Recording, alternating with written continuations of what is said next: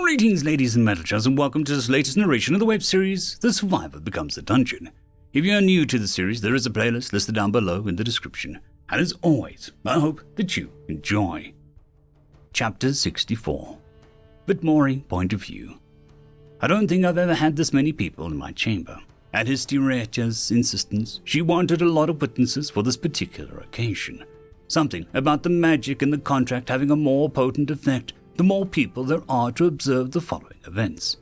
So ultimately, I decided just to call in everyone I had in direct bond with, which meant that Revire, Rionum, Rita, Dread, and the Sinners, Basti, the Cubs, Jack, Frisbee, Lugosi, Grim, Zazita, and Trisha. I would have invited Ururu, but he was still resting after I granted him that title. His manner seems to be behaving weirdly, but I'm not sure what's going on with that. As for Trisha, while she's not bonded to me, she does work for me, so I think that qualifies for her ticket to this event. Historieta, for her part, brought Tobias and 3 of his Drake Wardens along with her 4 ladies-in-waiting. Looking among them, a couple of the ladies were holding small, ornate metal boxes while standing behind their Empress. One of the Drake Wardens had carried a relatively larger chest, which he held close to his chest. I did, at the very least, resist the temptation to peek into these boxes, figuring that it would ruin the surprise, and I didn't want to be rude to Histirieta since this was plain on her face that she was rather excited about this. While the Empress was setting up, I could see Trisha watching the Sinners with wide eyes and looking somewhat perturbed, and it was only just now that I realized she hadn't actually met any of them since I put new souls in their bodies. She didn't say a word, but kept looking between them and Zazita, clearly expecting some kind of answers later. Rita seemed to take an interest in chatting with Revire, talking about things regarding magic and a few other topics that I chose not to eavesdrop on overtly. Those 2 mages quickly grabbed the attention of Envy and Sloth, wanted to discuss things about magic as well, only to realize that I could sense some mild anxiety coming from Revire, as well as a plain curiosity from Rionum at the sight of the Sinners, most likely due to the fact that the last time they saw these people, they were just killed by her and Rionum along with my beasts. However, they didn't seem to know what to make of Dread and Gluttony, which was probably due to the fact that they were unrecognizable in the new forms. Regardless, Revire managed to be polite with Envy and Sloth for the time, even if I sensed a need for an explanation from her as well. I'll leave that for another time though. Finally, it seemed Histirieta was ready to begin, flashing a smile at my call before speaking up.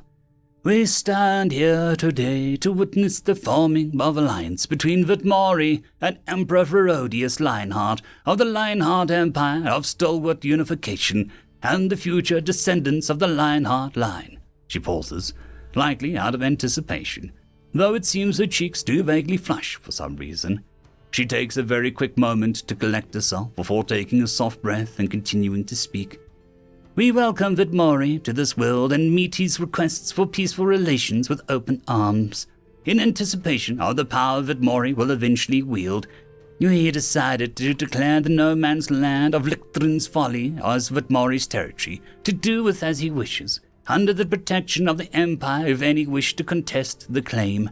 Officially, he is recorded as a previously unknown and powerful druid who has decided to base his sanctuary in these dangerous lands. Through Vitmori's generosity, he was allowed a settlement to grow on his land and under his protection, she explains, looking at everyone present as she mentions the official story before continuing. The true identity and status of Vitmori, on who and what he actually is, will be kept secret on our end, and if anyone were to reveal this information without the consent of Vitmori, Vitmori will then be granted their permission to deem whatever punishment is due towards the offender. She mentions looking at her own ladies-in-waiting at the mention of that before glancing at the Drake Wardens. Clearing her throat, she keeps going. We stand to work towards Vitmori's benefit and swear to never intentionally cause harm to his representatives, vassals, and any under his care. We ask that Vitmori do the same regarding the Emperor and his family and servants, she says before looking at my core more pointedly. We understand that the political landscape is confusing and ever-changing. If Vitmori or his people encounter any criminal party in the Emperor's lands, we grant him freedom of discretion in handling them. whether it be a petty crook or a corrupt noble, as long as sufficient evidence is brought to light for the latter, the Emperor will back your decisions. Well, how about that? Official permission to be judge, jury, and executioner, should it ever come to it. The Empress continues as she moves on from the topic, smiling a little now at what was coming next. In return for the generous gifts offered by Vitmori during his initial request for peaceful relations, the Emperor has prepared gifts of equal value and is prepared to offer more if Vitmori deems the gifts to be of lesser value than initially predicted. She then gestures at one of her ladies, beckoning them forward as the woman opens the chest that she was holding. Inside were 6 rectangular black marble tiles with a single gem embedded near the bottom of each surface. First up are the communication slates, otherwise known as slates, she stated, a grin forming on her face. Of course, I would probably be the only one to get the joke here. They look almost like smartphones, after all. These are experimental communication devices with a connection range that spans most of the continent, though the farthest limit distance has yet to be determined. These slates have the capabilities to send your voice to another slate that has been synced to your slate, as well as sending magical letters if verbal communication is not a choice. She still couldn't help but smile as she pulled the slate from her pocket and held it up for others to see. She then pressed her thumb against the gem as the screen of the slate glowed and displayed an image.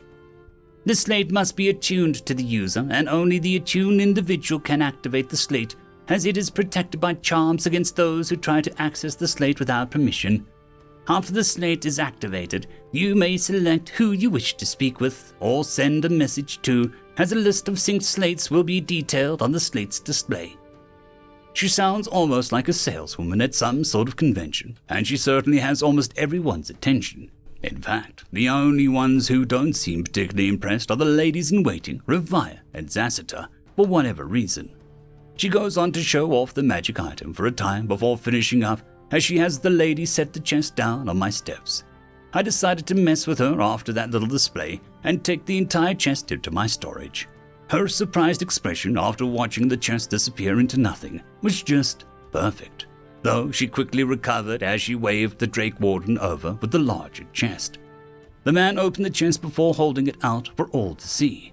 Looking around, I saw Trisha's eyes immediately light up with recognition. Inside the chest were a number of silvery blue ingots of metal with the Empire's insignia stamped on them. Once everyone got a quiet moment to look, Historietta continued. In anticipation of Vitmori's growth as an individual ally for many years to come, we present 30 ingots of Imperial Mithril, as well as a detailed instruction manual on how to process the metal tiles and how to recreate our blend of mithril for future production, she stated plainly, as there was nothing to really explain since everyone was at least aware of mithril. The chest is then set on my steps, and I once again just pull it into my inventory, much to the evident delight of her Historietta as she watches it happen. Finally, she gestured to the lady with the last chest and spoke, "And at last we present you with the Imperial token," she says as the lady opens a small ornate chest and reveals a tile that appears to be made with a combination of black metal, gold, and perhaps mithril, along with a diamond embedded in the middle of it. These have a special enchantment that is specifically marked with each creator's mana, with only one maker having been produced these in the Imperial family's request in the last 200 years. This token allows you to enter any Imperial city without question. It even grants you entry into the Emperor's own castle if you, your vassals, or your representatives choose to visit, she explained as a lady showed off the token. We also extend an invitation to you, your vassals, or your representatives to come to the peace banquet, which will be held in 2 months' time, she mentioned with a bow of her head. The chest soon also sat down, and once again I put it into my storage. She then procured a scroll of fine white parchment and unfurled it, holding it out to my core before holding out a fountain pen. This here is a magical enchanted contract. Emperor Ferodius has already signed and infused his mana, and the contents within are everything I've detailed. While you don't have to sign it yourself, you will need to infuse your own mana to seal the contract, she explained before looking among my people. Well, this was an important moment if ever I saw one. I look among my people for a few seconds before speaking out. Ravaya, as my first representative and as the one who helped facilitate this whole thing, I would like for you to sign my name." I could sense she was somewhat surprised, but she stepped forward while appearing calm and collected. "Thank you for your honor, Vitmori," she stated respectfully before walking up to her historietta and taking up the pen. After a moment, she went on and wrote out my name on the paper, using that ridiculously flowy alphabet. Once she finished, I sent out a very small dose of mana and swirled it into the paper. Though, as soon as I'd done that, the pure white paper suddenly shifted into a sort of gold color. "The contract has been made. Thank you for being our ally, Vitmori." Historietta finished with a wider smile as mostly professional air about her seemed to vanish as she rolled up the contract and put it away. "Now, then, how about we go and eat some breakfast?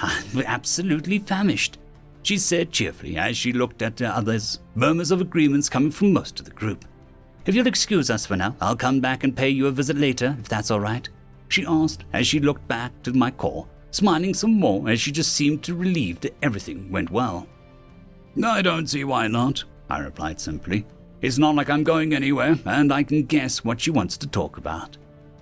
With that, most everyone began filing out of my chamber, and I went ahead and dismissed my people as they all left en masse. Before long, I'm alone again, and suddenly the room felt rather empty. Well, that is until I heard Ururu begin moving around. I don't exactly look into his den, but there is a lot more movement in there, unlike moments ago.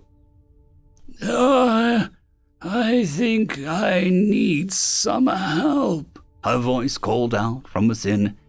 Wait a minute, a voice? End of chapter. There is a new legend on the horizon. Blueberry Cat has taken the T6 Patreon spot. Thank you very much, and I'm sure that I speak for everyone when I say that. I would just like to thank our T5 members, Lord Azrekahl, AmbroseKTal, Quantem Wensday, Dragzoon W.R.E, Blueberry Cat, Cam Maxwell, Casper Arnholtz, Bushmaster 177, and Leslie 517. Thank you very much.